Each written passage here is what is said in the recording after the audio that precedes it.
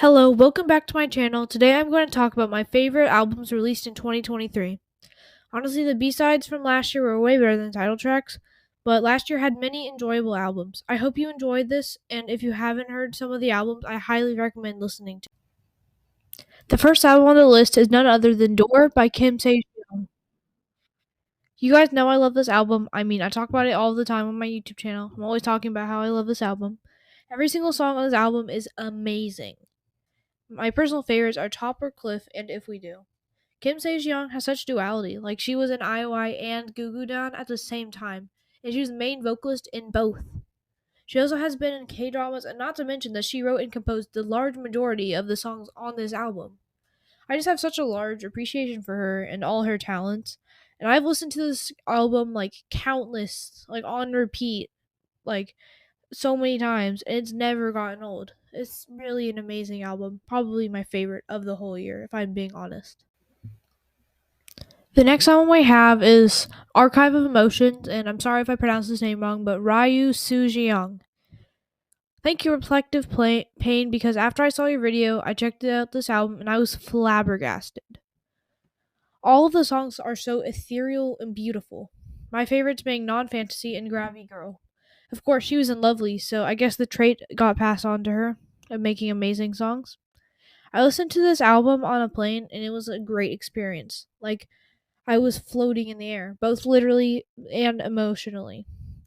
I don't know when this video goes up, so I'm saying this anyways. Go check out her new EP. I'm saying this before it's out, but I know that it will be album of the year because Ryo Sejong is just an amazing artist. Next, we have Unlock My World by From Is 9. Of course, they didn't disappoint. They're From Is 9. For their first full album, this gagged everyone. All the K-tubers were going feral over this album, and for a good reason, because they've been known for their cute summer music, and with this album, they said, we're more than that. I love their summer music, and it's actually why I love them, but it's nice to see them try something different every once in a while. My favorites were Attitude and My Night Routine. Attitude is obviously like one of the best songs of the year. It was so amazing. And of course, their music has always been good, but and some of the best in K-pop, and this really, really proved it. It showed what they are worth. The next album is Chill Kill by Red Velvet. After 6 whole years, we finally get another full album from Red Velvet. The Red and Perfect Velvet were some of the best albums in the history of K-pop. This one isn't as good as those two, but this one is still great. Underwater and Wings are being my favorite. Chill Kill is my favorite song ever, and it's kind of mid for Red Velvet standards, but you know what? It's okay. That intro and bridge was so amazing, but the rest was average. Knowing SM, we won't get another album for the next decade, so we gotta appreciate this for a long while, Revel loves. Next up, we have My World by aespa, another SM group, and of course, it's SM Entertainment, so the music is great, like always. Welcome to My World was easily one of the best songs of 2023, and the vocals were immaculate when I saw them live. Like, the live version was probably even better than the studio version. Spicy was very different from their other title tracks, but it was great. Like, the song is a certified banger. Like, the song makes me get up and start dancing like I'm Geo and I'm giving it 200% of my energy. And Thursday Until We Meet Again was very beautiful and touching. It was kind of hard pill to swallow, but it got better after time. Overall, a pretty great and diverse album, and hopefully they'll get a full album soon. SM, give these girls a full album ASAP. ASAP, baby. Anyway. Apocalypse from Us by Dreamcatcher. My girls are here. Also, it's been 2 years since a full album has been released. So maybe Happy Face Entertainment, maybe you could release another one? I don't know. Never mind. But I love the songs from the S album. It's so Dreamcatcher, so obviously we get a cinematic intro that is confusingly the name of the album. Like, can you name it something else, bud? It's confusing. Bon Voyage was a grower for sure. It's partly dramatic and partly a love song. Propose was amazing, a dark love song, and I listened to it so many times. And it's getting a little bit old, but it's still a banger. D-Main was a quirky banger. That pre-chorus will do stuff to you, though. G was kind of forgettable, but not bad. As one of my favorite groups, I knew that they would never, ever disappoint me. A Symbol by Triple S. Where do I even start with this album? It's an impressive debut from the most confusing group ever made. Like, name your subunit something different. Maybe take the Luna approach and make different Spotify accounts. Anyways, the album was very calm and pretty, especially Chowal. It's like the definition of short but sweet. And the other songs are great too. Having released like 4 albums this year, they were all great. Truly monster rookies, and should have beaten Kiss of Life. Still salty about that, by the way. Next, we have the group with the weird album and weird song names. The Bilge of Perception, Chapter 3 by Billy, with 3 L's. Same vibes with the last album, being calm but amazing. You would know it is way different from Ring My Bell, and is literally polar opposites, but that's because Billy is a diverse group, and their title tracks are very different. Nevertheless, is the best song on the album. But it's a big competition, because every song on this album was fire. Definitely better than Dang, which is still impressive, because Dang is still pretty good. Billy will truly never disappoint us because they're an amazing group. Probably one of the best fourth gen groups, if you really think about it. I've by Ive. I literally said Ive 3 times in a row. Like, who picked the album name? But, anyways, everyone agrees that I Am is Song of the Year. Like, does Ive even know how to miss? The intro, Blue Blood, and Hypnosis being the best B-sides. Most of the songs have a very specific sound that they did to perfection. The only song that I didn't play to the max is Not Your Girl. In my opinion, they could have given this summer song to WJ Sin or Sistar. That seems more up their alley. But other than that, I played all these songs at least 20 times each. Like, this album was on repeat this summer. And thank you, Wonyoung, for your great songwriting. Hopefully the haters will leave you alone. They didn't, sadly. Version Up by Odd Eye Circle. Welcome back, girls. Odd Eye Circle has always had great music. I mean, Girlfront, Lunatic, Sweet Crazy Love. Like, the Dreamcore sound is their thing, and no one can beat them at it. Air Force One and Je ne sais quoi are the best ones, but the entire album ate. Hasn't been beaten their previous albums many years ago, but they have a bright future ahead of them, and I wish them luck on their journey. The second EP, Get Up by New Jeans.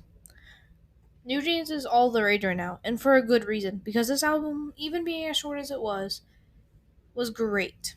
Cool With You and ASAP are honestly overhated. Like, ASAP was good. Like, what are you listening to? Because it must be something else that I'm listening to. UTA took some time for me, but it's not a bad song. And I don't even have to say anything about Get Up. Of course it's good. Super Shy is the most annoying yet fun song ever. Like, I've heard that song a million times, and it's getting annoying, but like, also, like, every time it comes on, I start dancing like there's no tomorrow. Like, how does that work?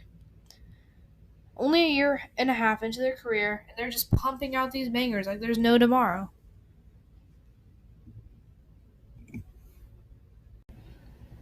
Love All by Joe Uri. Welcome back, Queen.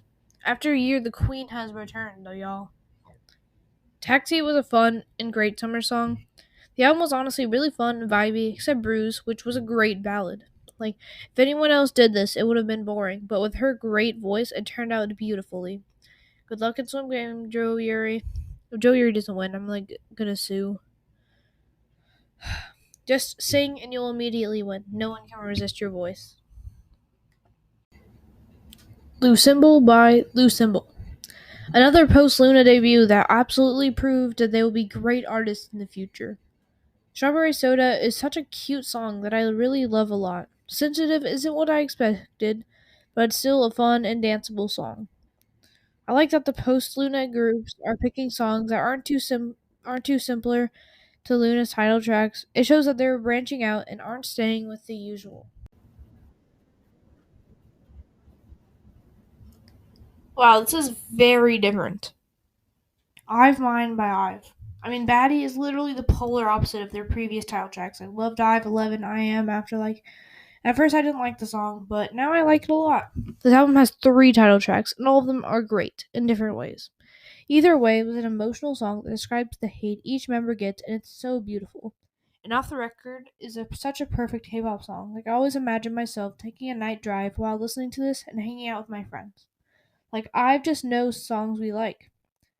I loved OTT a lot, and it makes me very happy. And Payback and Holy Moly and were great, and the vocals were amazing. They really impressed everyone with these two releases, and they will continue to do that their whole career. I just know it. Next, we have Howl by Chew. Luna really outdid themselves this year. This EP was so beautiful. Like, of course, the main vocalist would bless our ears with her spectacular vocals. Like, every song from this album was something that will make you levitate, like you're being abducted by aliens. Get it? I just cannot express how excited I am for their releases in 2024. Now we have Agassi. After 2 whole years, the queen is back, y'all. Yeah, this album has great vocals. Like, you can tell she's been practicing. Like, her tone has always been very pretty, but it really stands out here. Agassi was the title track, and it was a bit underwhelming. But the B sides were a lot better, so I hope the next one stands out a bit more. And the songs "Sunset" and "Blood Red Roses" were so great. I mean, the whole album was great, but man, those two songs were chef's kiss. Kind of outdid G Idol, to be honest. Had to squeeze it in one more time, guys. "Villains" by Dreamcatcher. To be honest, that intro was kind of fire. Like, it was low key creepy. Like, imagine chilling, then hearing that creepy robot voice. And I mean that in the best way possible. OOTD was not well received by people, but I loved it. Like, what a banger, man. Imagine hearing this at a party. That would be bussin'. Yes, I did just say bussin'. And Rising was a perfect anime song. I don't even watch anime, but I watch the internet. And anime producers need to get the rights for this immediately. Shatter was not that bad. Guys, you need to calm down. Like, I know the chorus was something else, but, like, you listen to Stray Kids, you listen to ATEEZ, like, you've heard way worse. You'll be fine. And We Are Young was, like, a 2010s club song, and those have their moments sometimes, but at some point I'll appreciate it. But right now, that song is kind of mid. But I really enjoyed the album, and it's gonna be 7 years for Dreamcatcher soon. Y'all pray for them.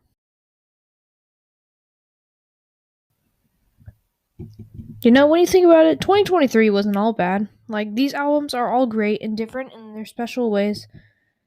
Thank you for watching this video, and if you liked this video, subscribe and turn on notifications for more videos like this. I look forward to 2024 albums, and I hope you do too. If you liked and subscribed, I really appreciate it. Have an amazing day. Farewell.